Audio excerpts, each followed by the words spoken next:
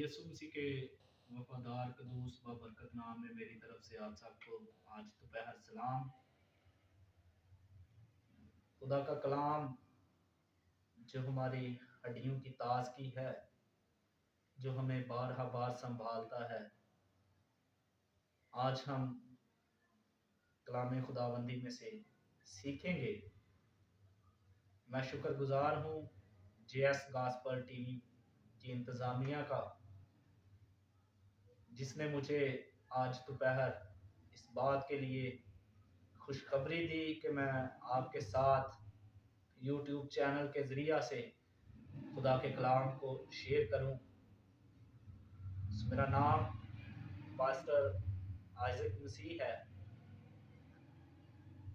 मेरा चर्च सैंसरा गुराया में है। मैं सैंसरा गुराया का रहने वाला हूं।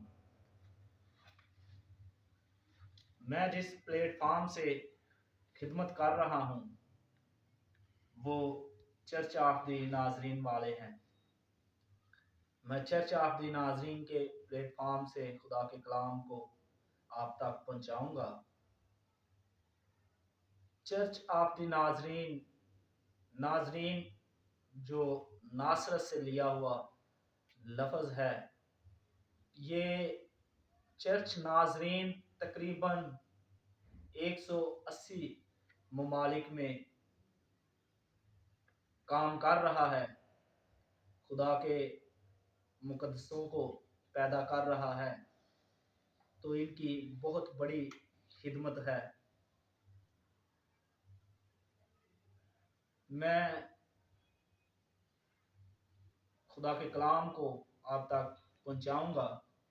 आज दोपहर हम देखते हैं मुकद्दस याकूब रसूल का खत, नया अहदनामा, उसका 2 बाब और उसकी 17वीं आयत 17वीं आयत को कलाम मुकद्दस में से हम तलावत करेंगे। यहाँ लिखा है कि इसी तरह ईमान भी अगर उसके साथ अमाल ना हो तो अपनी ज़ात से मुर्दा है।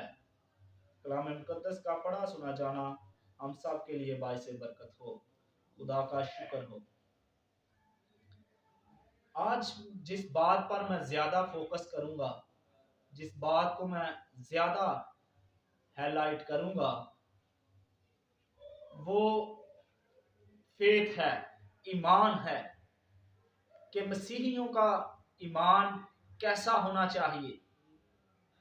मसीही खुदा के कलाम में कैसे ईमानदार होने चाहिए।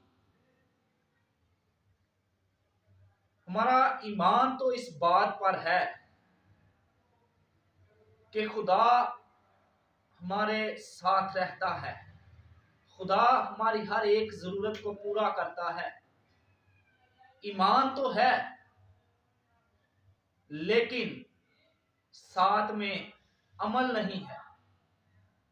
जब तक किताब मुकद्दस बयान करती है कि जब तक ईमान के साथ हमारा अमल नहीं होगा, तब तक हम अधूरे हैं।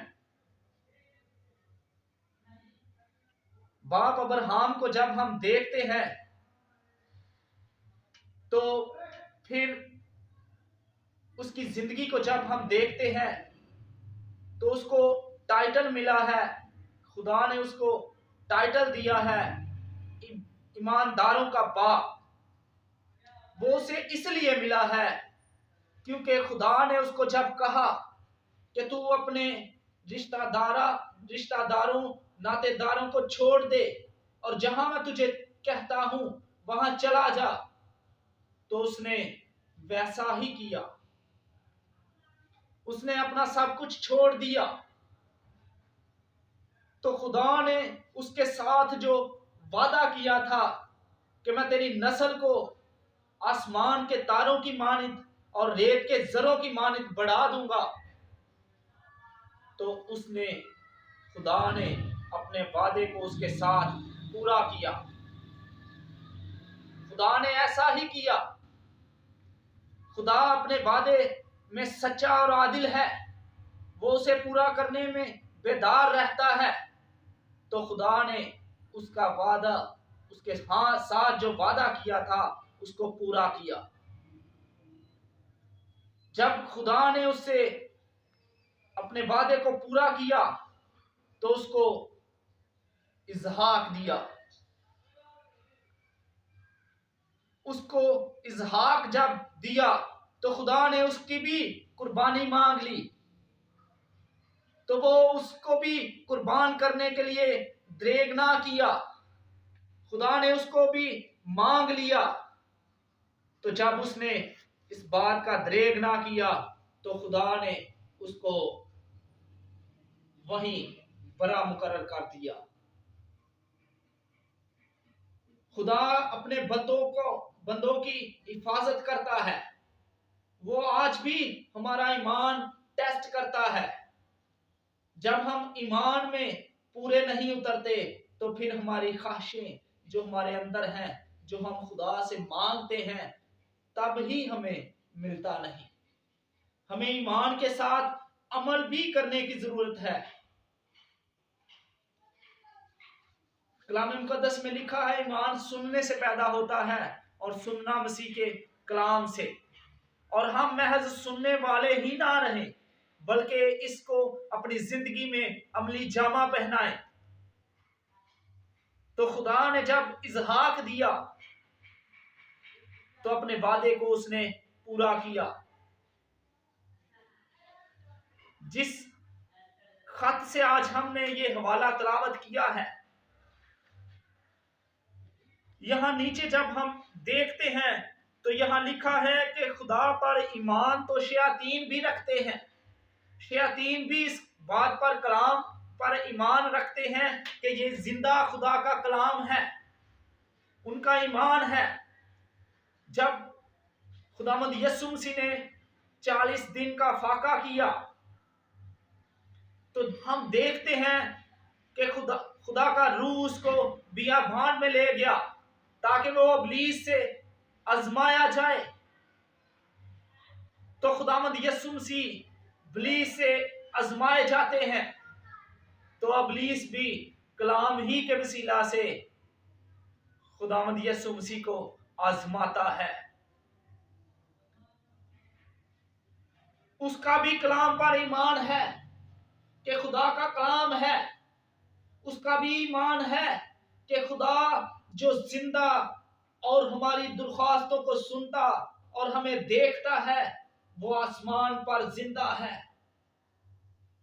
اس کا بھی اس بات پر ایمان ہے۔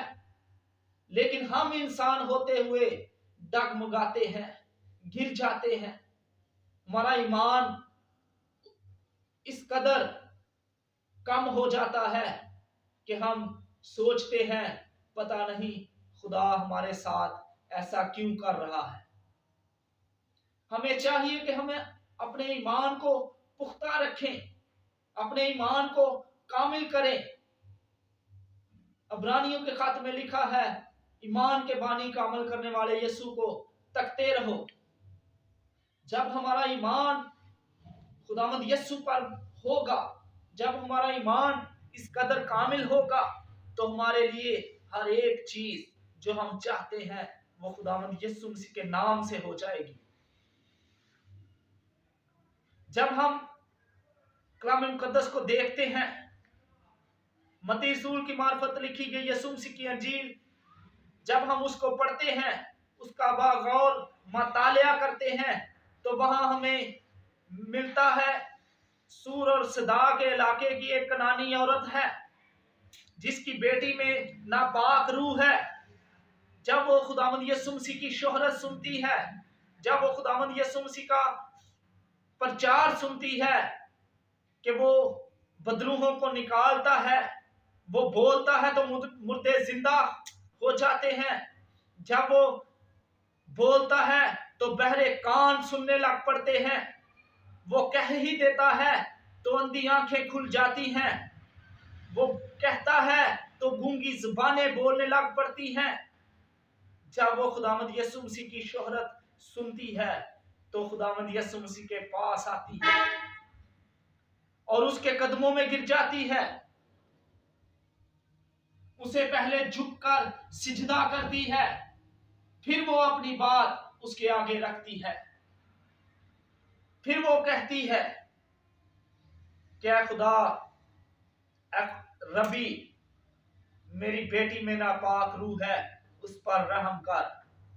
یہ عورت غیر قوم سے ہے، تو خداوند یسوع مسیح نے اس کا ایمان چیک کیا، ٹیسٹ کیا، تو خداوند یسوع مسیح نے اس نے جب کہا کہ میری بیٹی کو اس ناپاک روح سے آزاد کر، تو اس نے کہا، خداوند یسوع مسیح نے جواب دیا کہ لڑکوں کی روٹی لے کر کتوں کو ڈالنا روا نہیں۔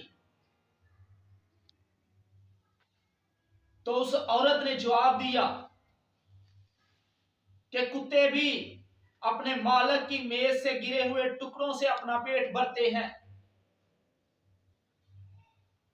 تو خداوند یسوع مسیح نے اس سے جواب میں کہا کہ میں نے ایسا ایمان اسرائیل میں بھی نہیں پایا۔ اس کا ایمان بہت بڑا ہے، اس کا ایمان اس قدر بڑا ہے کہ خداوند یسوع مسیح کو اس پر رحم آ گیا، اس پر ترس آ گیا۔ تو خداوند یسوع مسیح نے اس سے کہا، جا، تیری بیٹی کو شفا مل گئی ہے، جا، تیرے مان کے مطابق تجھے مل گیا ہے۔ آج ایسا ہی ایمان، آج ایسا ہی فیتھ ہم میں بھی ہونا چاہیے، پھر ہی ہم خداوند کے ساتھ منسلک رہ سکتے ہیں، پھر ہی ہم خداوند کے ساتھ جڑے رہ سکتے ہیں۔ ہمارا ایمان اس قدر کامل ہونا چاہیے۔ ہمیں بھی اس کنانی عورت جیسا ایمان رکھنے کی ضرورت ہے، تو پھر دیکھیں کہ خدا اپنے آسمان کے دریچوں کو کھول کر ہم پر برکات نازل کرتا ہے۔ خدا آج کے کلام کے وسیلہ سے ہم سب کو برکت دے، آمین۔